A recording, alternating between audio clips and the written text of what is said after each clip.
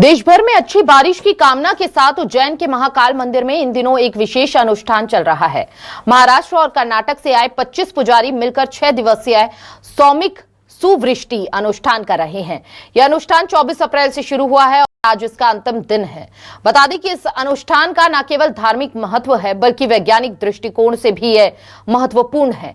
पहली बार आईएमडी और आईआईटीएम के छात्र इस अनुष्ठान पर रिसर्च कर रहे हैं। वैज्ञानिक यज्ञ से उठने वाली ज्वाला से निकलने वाले सूक्ष्म कणों का अध्ययन कर रहे हैं। उनके बड़े बड़े उपकरणों के माध्यम से यह पता लगाने की कोशिश की जा रही है कि इस तरह के अनुष्ठान से वायुमंडल में क्या बदलाव आते हैं। उनका मुख्य उद्देश्य से ये जानना है कि क्या बारिश के लिए इस प्रकार के यज्ञ वास्तव में कारगर सिद्ध होते हैं। इसमें तेथर, सोंडे और ऑटोमेटिक वेदर स्टेशन AWS लगाई गई है।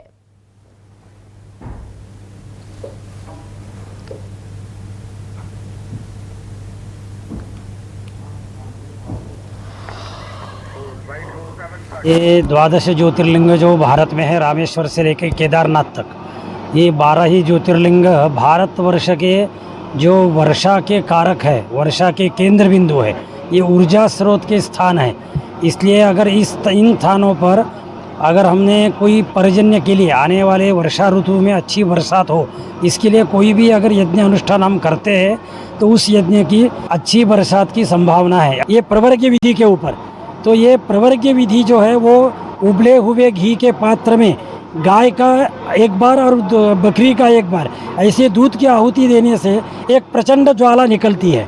तो उस ज्वाला के साथ साथ जो सूक्ष्म पार्टिकल जो मेघ बनने के काम में आते हैं। ज्यादा जानकारी के लिए संवाददाता अजय नीमा हमारे साथ जुड़ चुके हैं। अजय नीमा से समझ लेते हैं इस पूरे विशेष अनुष्ठान के बारे में, किस तरह से ये कारगर साबित हो सकता है आने वाले वक्त में, क्या कुछ यहाँ पर कहना है लोगों का। जी बिल्कुल हिमानी, बताना चाहूंगा कि बाबा महाकाल के दरबार में एक विशेष प्रकार का अनुष्ठान किया जा रहा है जिसमें कर्नाटक और महाराष्ट्र से आए जो है पुजारी यहाँ पर विशेष अनुष्ठान कर रहे हैं जिसमें अच्छी बारिश को लेकर ये अनुष्ठान किया जा रहा है। लेकिन खास बात यह है कि इस अनुष्ठान को लेकर जो है वैज्ञानिक भी यहाँ पर पहुंचे हैं। IITM के जो है वैज्ञानिक यहाँ पर पहुंचे, वो अपनी रिसर्च भी कर रहे हैं इस पर कि जो अनुष्ठान है उससे किस प्रकार की अच्छी बारिश हो सकती है। वो डाटा कलेक्ट कर रहे हैं। आप देख सकते हैं साफ तौर पर इस प्रकार के इक्विपमेंट लगाए हैं। यहाँ पर इन इक्विपमेंट के जरिए जो है इस अनुष्ठान से जो सूक्ष्म कण निकलेंगे उनको उससे उस डाटा को कलेक्ट इनके द्वारा किया जा रहा है। ये लगभग जो है 24 अप्रैल से जो है टीम पूरी यहाँ पर भोपाल से आई हुई है और ये टीम इस डाटा कलेक्ट करेगी और उसके बाद इस पर रिसर्च की जाएगी। हमारे साथ यहाँ पे जो साइंटिस्ट मौजूद है यांग, जो सर किस प्रकार से ये अनुष्ठान हो रहा है और इसमें किस प्रकार से रिसर्च की जाएगी।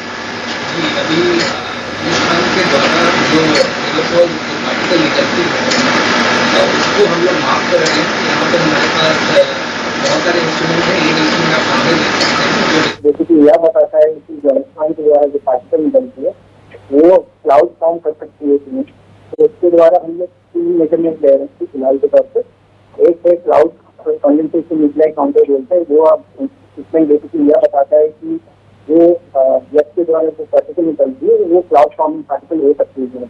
और हमारे पास एक और इक्विपमेंट है जो बेसिकली SMPS कहलाती है, उसका नाम है स्कैनिंग मोबिलिटी पार्टिकल पहले, जो यह बताती है कि पार्टिकल की साइज क्या है, जो छोटी है, बड़ी है, कैसी है, वो उसकी जानकारी देती है। इसके अलावा हम लोग हवा का दबाव, pressure, temperature, humidity, rainfall, wind measurement, wind direction सब ले रहे हैं सरफेस पे और डिफरेंट लेवल के हाइट पे भी ले रहे हैं।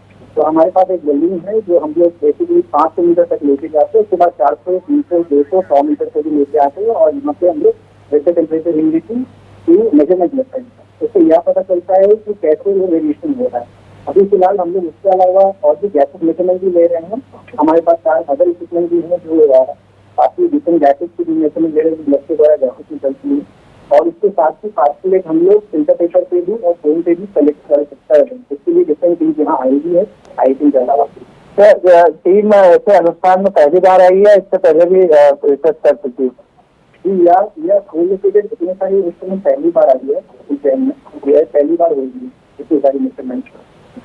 सर इतने समय से जो है रिसर्च कर रहे किस प्रकार का कुछ निकल के सामने है?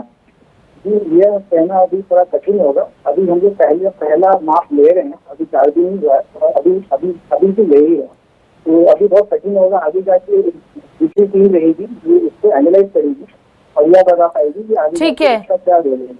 बिल्कुल मुश्किल होगा। इसके अलावा भी बहुत सारी चीजें प्रक्रिया है। बिल्कुल बिल्कुल बिल्कुल उम्मीद यही की जा रही है कि अच्छी से अच्छी वर्षा हो। बहुत बहुत शुक्रिया फिलहाल आपका तमाम जानकारी साझा करने के लिए।